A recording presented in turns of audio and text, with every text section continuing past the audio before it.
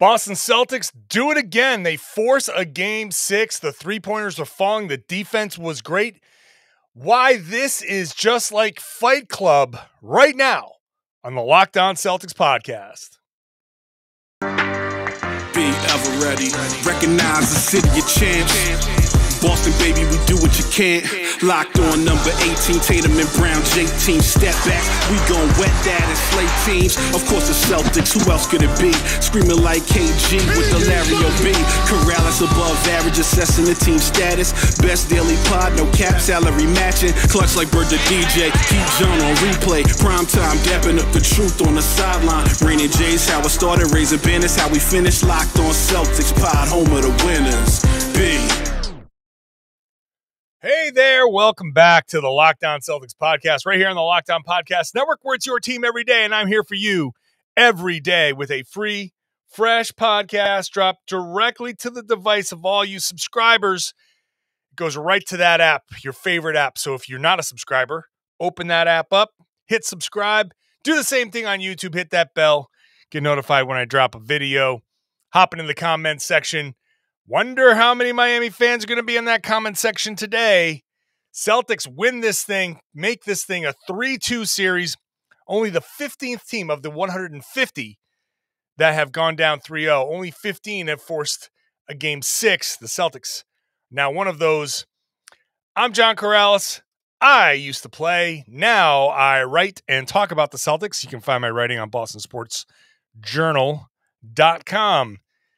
Celtics get the big win in game 5, 110-97. Going back to Miami. By the time you're listening to this, I might be on the flight back to Miami. Jaylen Brown's happy. Everybody's happy. Today's show is brought to you by Gametime. Download the Gametime app, create an account, use the code LOCKEDONNBA for $20 off your first purchase. Last-minute tickets, lowest price guaranteed. Let's talk about the game later on. Game 6 is going to be just crazy. We'll talk about Game 6. We'll talk about why this is just like Fight Club later on. Why I think this is the best explanation for this series is that movie, basically. But let's get into the flow of the game. In a second, we'll get into some more of the individual performances there. Let's start with Marcus Smart, who set the tone right away in this game. Marcus came in right away, got a steal, got a couple of three-pointers, scored 8 points early on. He came in and set a tone that the Celtics had to follow. The Celtics came out with great energy. The Celtics came out with great focus, and they went on a huge run, which it was 15-5, and then I think it went up to 21-8 at some point. The Celtics just came out right away, opened up that big lead, and just kind of held on to it the rest of the way. They were up by 15 at the end of the first quarter. Then they won the second quarter by 2. They won the third quarter by 1. And, through garbage time, they lost the fourth quarter. So the game was won in the first quarter when the Celtics just came out and just punched the Miami Heat in the mouth. So Marcus Smart comes out. He hits a couple of three-pointers. Derrick White hits a couple of shots. The game's starting to flow. Three-pointers falling, as I've said, is what fuels the Celtics. No different here. Two things that the Celtics need to win this series. Three-pointers falling and their defense. They've had both of those happen in this game. The most Joe Mazzulla stat, the most oversimplified way to say what happened in this game was the Celtics took 39 three-pointers. Miami took 23. The Celtics took 16 more three-pointers than Miami. And that, considering Joe Mazzulla's focus on three-point rate, that's a big number there because the Celtics shot 40 for 79 in this game. Miami shot 40 for 78. They both made 40 field goals, and in the end, the Celtics only took one more shot than Miami. But Boston was 16 of 39 from 3, Miami was 9 of 23. And 9 of 23 is 39%. 16 of 39 is 41%. So it's not that the Celtics came out and blew Miami out of the water with a huge shooting night to Miami's cold shooting night. It's that both teams shot really well from 3 percentage-wise. It's just Miami was limited to 23 shots from 3, while Boston took 39, and their 41% of the much larger number turns out to be a much larger number, and that's where the game is won.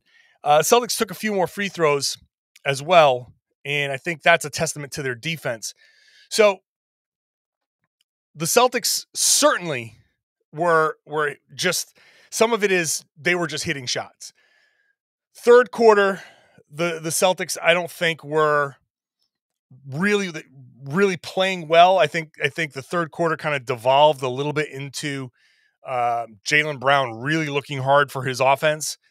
And the Celtics did get some shots out of that, make some shots out of that. And so I guess if you're focusing on the process over the results, I didn't like the process. The results were there, though, and the Celtics continued to hold on to their lead. But early on, the way they played with that pace, it's the same story. Pace, move the ball, and Joe Mazzulla said it after the game. I talked about it. The Celtics generated in Game 4 and Game 5 nearly 30 corner three-pointers, which they just hadn't been getting enough of in Games 1 through 3. And Mazzulla said, yeah, the spacing was great, and the getting into the early sets, putting the pressure on the Miami defense and generating just better advantages.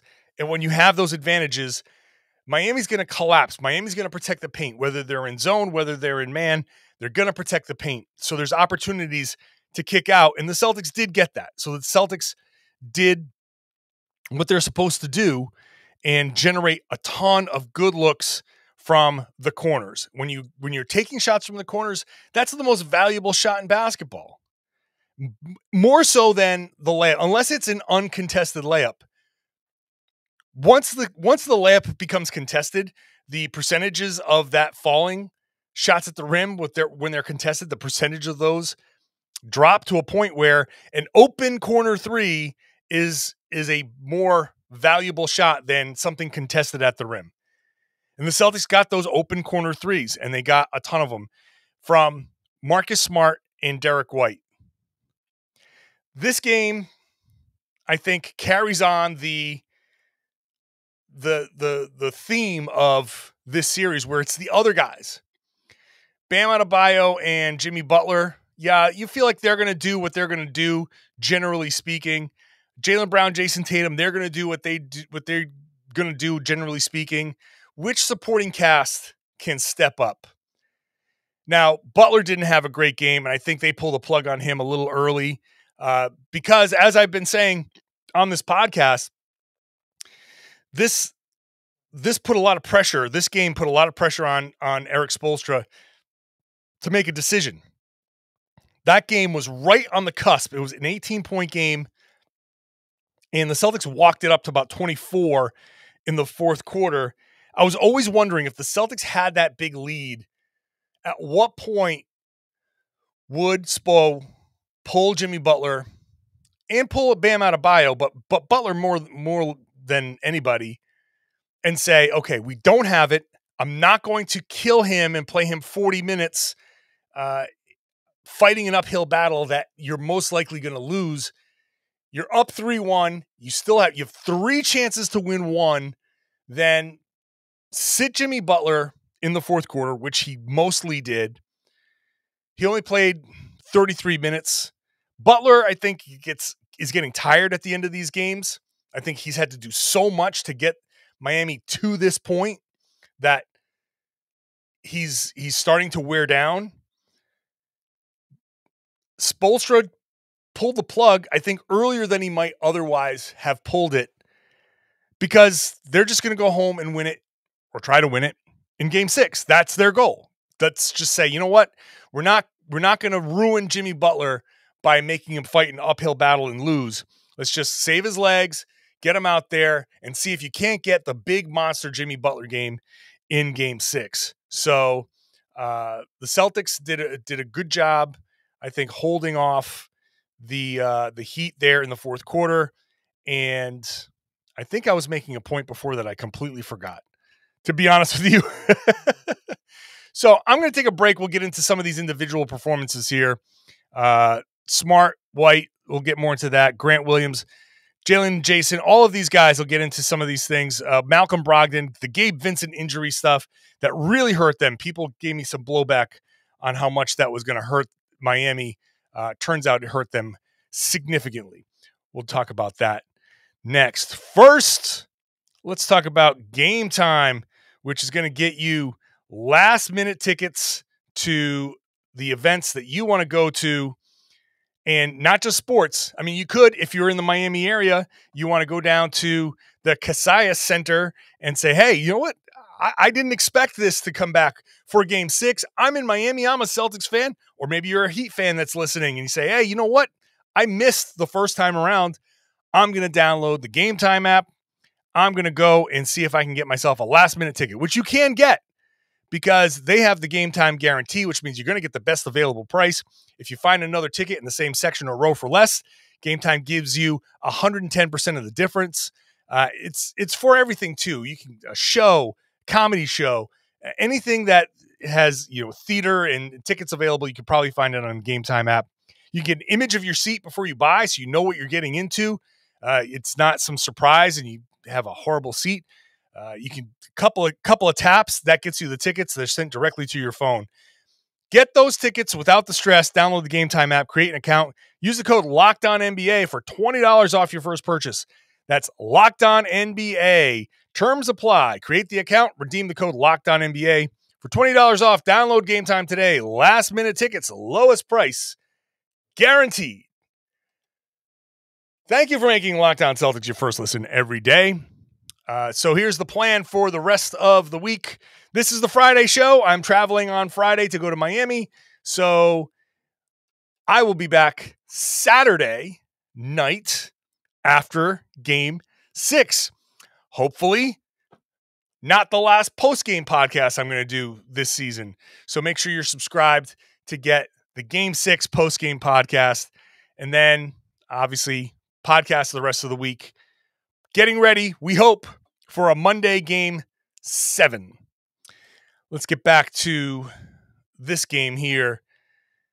The defense was spectacular. They forced 16 turnovers for 27 points. It's the same exact number, which is weird, that they forced in Game 4. So the turnovers, the extra possessions, that's what gets Boston really this game. It's the turnovers that lead to transition opportunities. That gets them the opportunity to get some transition three-pointers, get those into the corner there. And the Celtics defended without fouling.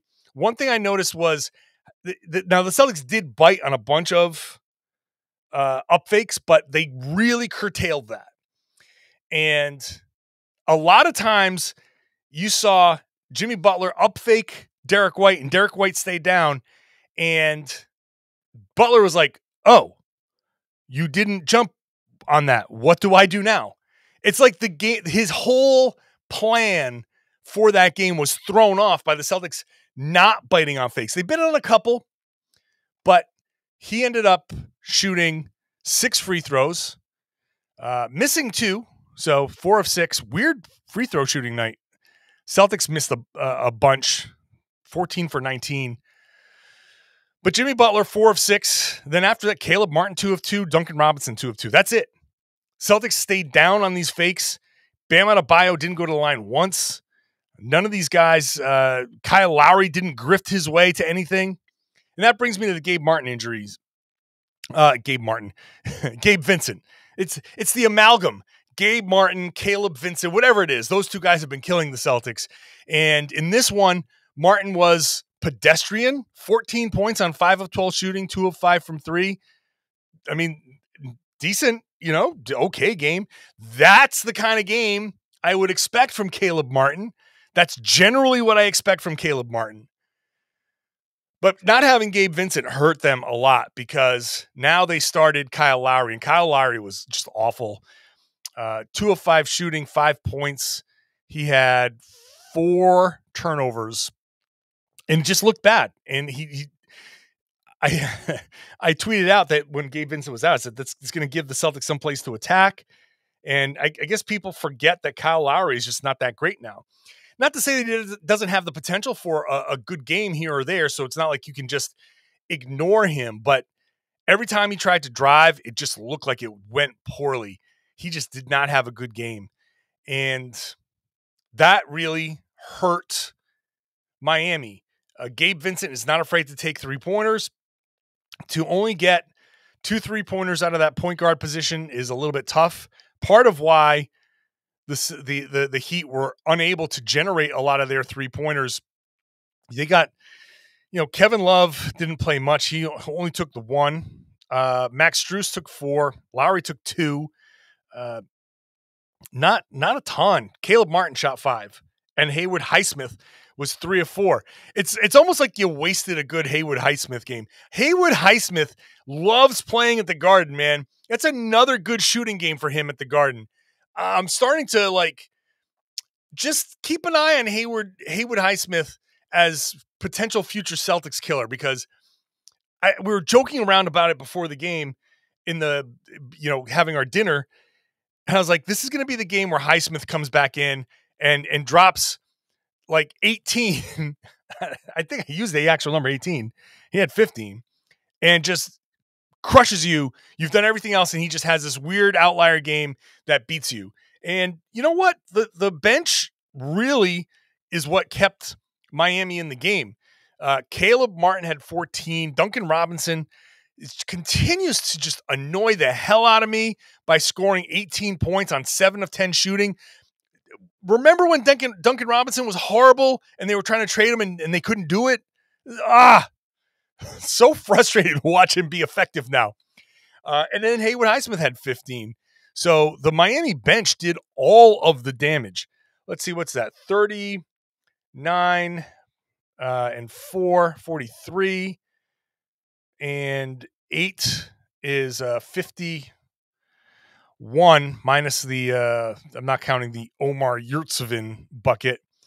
But that's a lot of points. That's almost half their points, an even split. Meanwhile, Boston gets 21 from Jaylen, 21 from Jayson, 24 from Derrick White, 23 from Marcus Smart. So that's at 20, 40, 60, 80, 7, 8, 9. 89 of 110 for Boston was from the starters, from those 4 starters, plus 6 from Al Horford, who was good in the game but didn't do a ton offensively. The bench, the Celtics bench, Brogdon played 8 minutes and just couldn't go. He didn't play in the second half. I don't know what he's going to be able to give the rest of this series. So if he can't be effective out there, then it's going to be a lot more Grant Williams. They tried a little bit of Peyton Pritchard in there, which didn't go well. Robert Williams, only 18 minutes, but he got a couple of lobs. I thought he was fairly effective in his limited time, but they just rolled with Jaylen and Jayson. 38 minutes for Derrick White. Grant Williams got a big game for had 27 minutes. So the Celtics just rode their starters, short rotation, and that's where they got a lot of their production. Jaylen has been great. I thought Jaylen, aside from the early part of the game where he just looked, the first, I'd say 3-4 minutes of the game were just horrible for Jaylen Brown. Then he recovered really, really well. 21 points, 9 of 18 shooting, 3 of 5 from 3. Patient, super, super patient from Jaylen Brown offensively. He had 3 steals as well. But at one point in the game, I was just, man, this guy is just seeing the floor really well. Now, he only had 2 assists, but moving the ball the way he did, that's about as good as Jaylen Brown's going to play. Again, in the third quarter, he had a little stretch where it was like, okay, let's not slow it down so much. Let's not just make this the Jaylen Brown hour. Let's kind of get back to the ball movement. But even when he missed or when he decided to give it up, the Celtics got points out of it. So Yeah, I think that was about a pretty good Jaylen game, which is great because he had not been having a good series. 21 points for Jayson Tatum. He had 11 assists. That's his first double-digit assist game of the playoffs.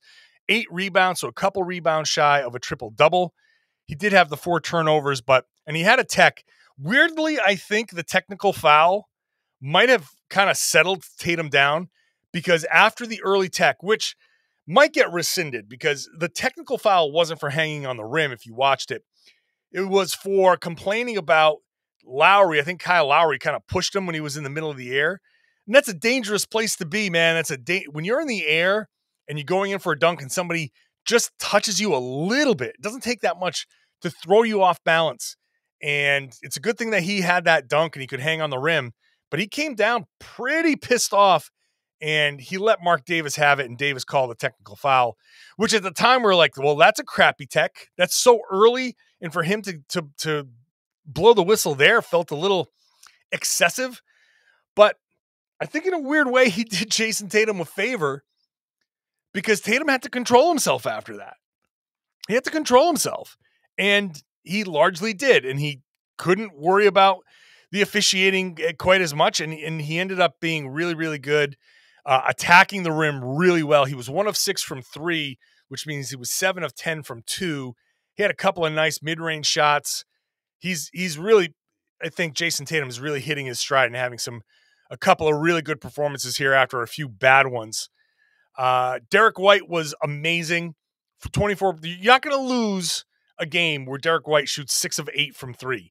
You're just not going to. 24 points on 73% shooting overall, 6 of 8, 75% from 3. You're not going to lose games when he's playing like that. This is about the role players, and without Gabe Vincent, like I said before, who just generates a lot of 3-pointers and a lot of offense for Miami, Caleb Martin was the only guy that was shooting with any kind of heavy volume.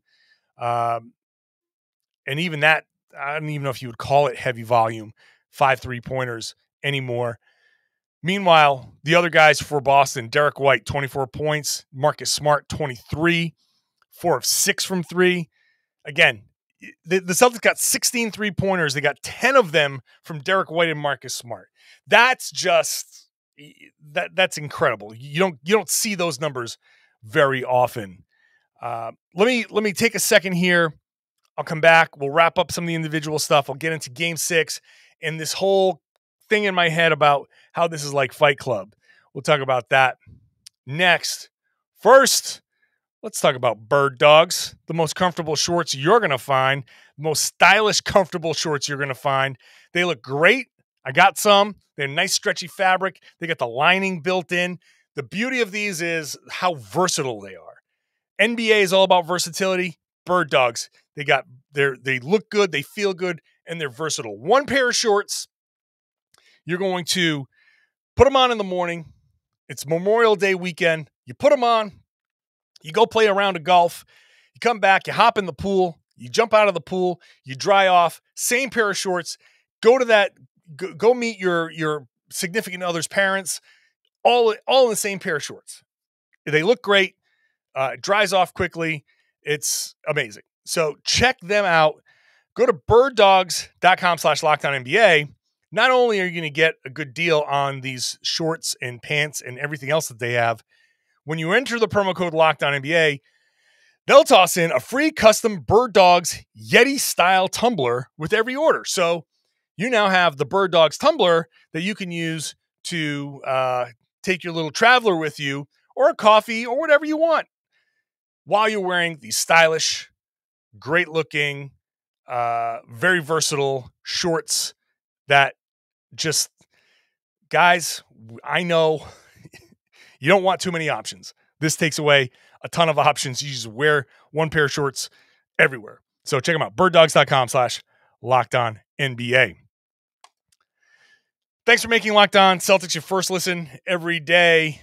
I'll be back, like I said, for Game 6 at the Kaseya Center. If you want to listen to Game 6, you can check out the local radio broadcast on SiriusXM on Saturday night You can go to the SXM app. If you don't have SiriusXM, or if you can't listen to SiriusXM in your car or at home, download the SXM app. You can check out Grandy and Max on the call. If you don't want to listen to TNT and their broadcasters, you can just check out Grandy and Max on the SiriusXM app. Sometimes I'll do that when I'm at home watching, sync up the app to the game, and you can enjoy that commentary versus the other commentary, which I will say I won't name names, but check them out on the SiriusXM app. All right, a couple of other individual player notes. I gotta shout out Joe Mazzulla first of all. Joe Mazzulla is on a 2-game streak of really calling some quality timeouts, and maybe he's just stumbled into a pattern there with his timeouts that really is it's not like anything we've seen all season long. He's stepping in. The desperation is forcing him to kind of step in and say, hey, I got to do something. When you're disjointed, when you need to get yourself together, I need to step in, and it's working. It's going really, really well. So I thought Marcus Smart, like I said before, set a real good tone. 23 points, 5 steals for Marcus Smart. The Celtics got 13 steals, 4 block shots in this one. The turnover battle was huge, and the Celtics just not going to win if you don't win the turnover battle. Let's see. What other notes do I have?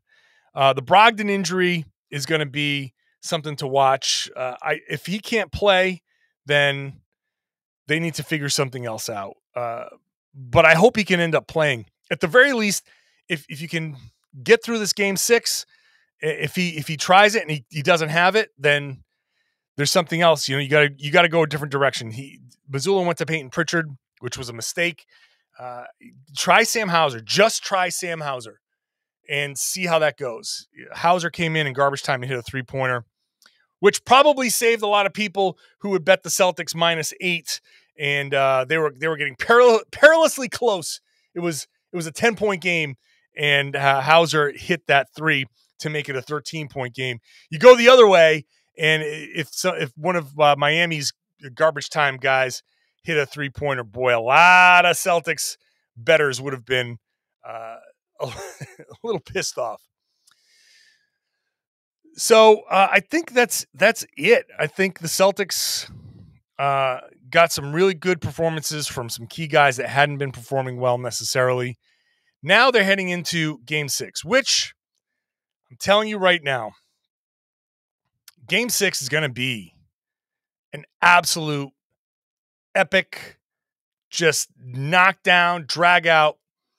This is going to be what a Game 7 would normally be, because Miami doesn't want to come back to Boston. They do not want to come back to Boston. They are done traveling.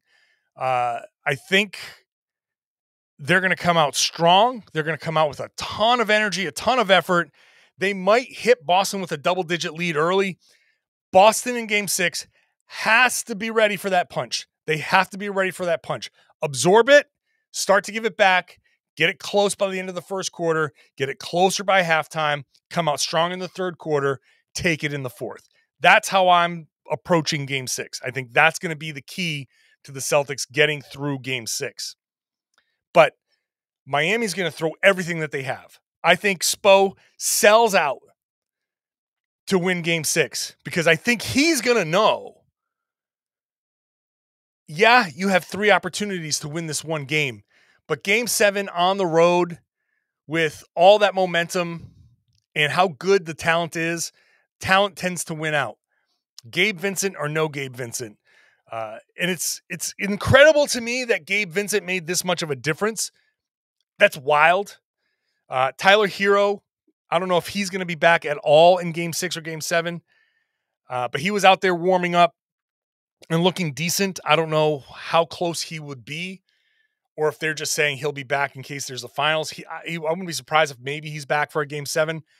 But how much is Miami going to count on a guy that's missed a month? What kind of shape is he going to be in? But if it's a game 6 and they're desperate, this is their game 7, they'll throw everything they have at the Celtics. Jimmy Butler's going to have the best game of the series. And the question for Butler is, how much does he have left in the tank? Because he's fading late in games. And this is the second straight game where he has not played particularly well. 5 of 10 shots, that's fine, but the only 10 shots in 33 minutes. Again, I think his game plan was, I'm going to go live at the line. And when he threw some up fakes at Derrick White and whoever else was guarding him, after the initial kind of first quarter where the Celtics were just biting on everything, he came down. I see him, like, he came down, he throws a couple of fakes, nothing happened, and then he was just like, well, I'm out of ideas. Because I think he has been living on the Celtics fouling him and getting frustrated about the fouls. And he's been getting his rhythm at the free throw line, and that's how he's been closing games. Well, in the blowouts, there's nothing to close out for him. But also, with the Celtics staying down, 6 free throws, that's a killer. That's a killer. Miami is not going to win any games shooting 10 free throws. That's not going to happen. The Celtics did a really, really, really good job defending without fouling. He's going to try every trick he has to come out in game 6. And whether it's grifting his way to free throws, looking for more of that, or whatever else, I expect Jimmy Butler to have a monster game.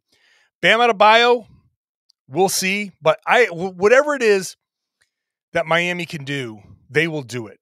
Because I think Spo knows if they come back for a game 7, sure, you can win a game 7, but game 7 on the road is going to be difficult. So game 6, just survive it. Just survive it. Whatever happens, whatever you need to do, whoever needs to score, whoever needs to get a stop, whoever needs to get that last loose ball, that's what the Celtics have to do. If they can do that, if they can survive game 6, this is the hardest game of the series. Survive game 6, come home, beat the crap out of Miami in game 7, go to the NBA Finals. If that happens, I'm going to call it a 7-game sweep. Because you win 4 in a row, it's called a sweep. They just did it in 7 games. But game 6 is I'm getting ahead of myself. Celtics cannot get ahead of themselves. And to Marcus Smart's credit, he was asked the question about winning a couple of games, and he immediately was like, no, we're winning 1 game. We got to win 1 game. And then we'll worry about another game if we get there. Which brings me to my final point. And this was my piece on Boston Sports Journal, my post. I do 2 pieces on Boston Sports Journal. I do a game report, which is just basically a whole kind of recap, key points, all that stuff in the game. And then I have a column or a deeper analysis, depending on what the game calls for. So I wrote a column, Welcome to Fight Club, where Boston only thrives after getting punched in the face. And it just struck me the other day that the Celtics are the main characters of Fight Club. That's what this series is. That's what these playoffs are. They are the characters of Edward Norton and Brad Pitt. Brad Pitt obviously is Tyler Durden. Norton is the unnamed narrator. The Celtics are basically the amalgam of both those guys, both those characters, which, as we know in Fight Club, hopefully no one is upset about the spoiler. It's the same dude.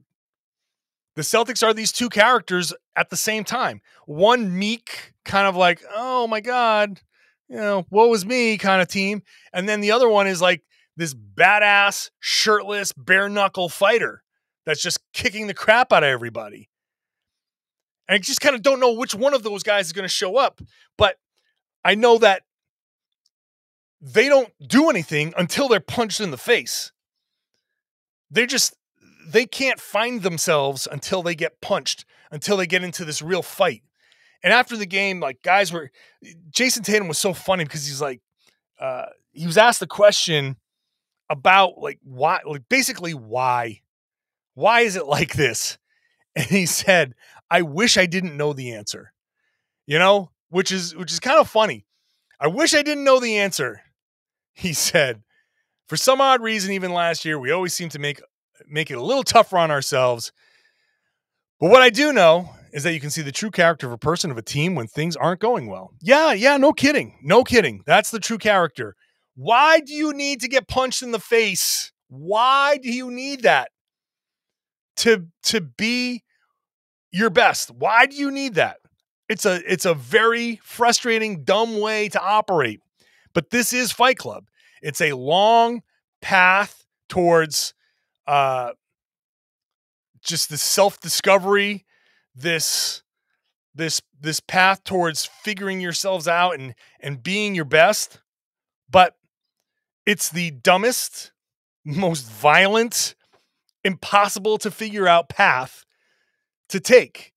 It's a path that none of us would generally take because we don't want to get our butts kicked along the way. But the Celtics are just willingly getting into Fight Club and getting their heads kicked in. And then they go, okay, I'm about to lose this fight. Oh, let me recover here and just lay waste to these opponents. It's weird. It doesn't make sense, but this is their path. They are Tyler Durden, and they're just those two characters. They're just all kind of mixed up. And they're in their Tyler Durden mode. They're in their ass kicking mode right now. It's wild.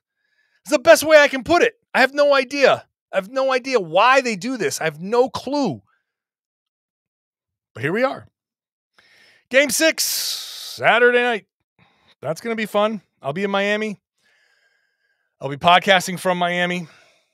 Bonus podcast Saturday night into Sunday. Then I'll come home, podcast for you Sunday night into Monday. And then Monday night, hopefully, I'll have a podcast for you from the Garden where somebody's season will end. I am confident. I've grown more confident. I've been saying on this podcast from the beginning, since Game 3, just throw it out there. Be like, hey, probably not going to happen, but let's just throw it out there.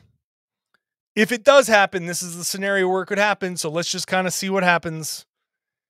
And the Celtics win that one game. Okay, I don't know. The odds are stacked against them, but if it's going to happen, this is how it's going to happen. Now they've won 2, and the odds are a little bit more in their favor. Still got to get through Game 6. Got to get through Game 6. This is going to be the hardest one. Survive Game 6. I'm podcasting in a Kung Fu Panda costume. For those of you who aren't on Twitter and who are still listening at this point, I did promise after my whole panda thing from Miami after Game 3, where I called these guys cuddly little fluffy pandas because all they do is exist on a single food source, which is 3-pointers. Well, that got some traction. And now I promised if the Celtics win this thing in 7, I will do a podcast after that in Kung Fu Panda costume. So get ready for that. If there's a reason to subscribe, that's the reason to subscribe. So make sure you're subscribed wherever you get your podcasts. Watch the show on YouTube. Listen to the radio call on the SiriusXM app, the SXM app. Grandy and Max. Listen to that game on Saturday night. And if you're a regular listener, an everydayer, you want to do me a favor, share the podcast, tell your friends and family and everybody that they should be listening to and watching the Locked On Celtics podcast right here on the Locked On Podcast Network, your team every day.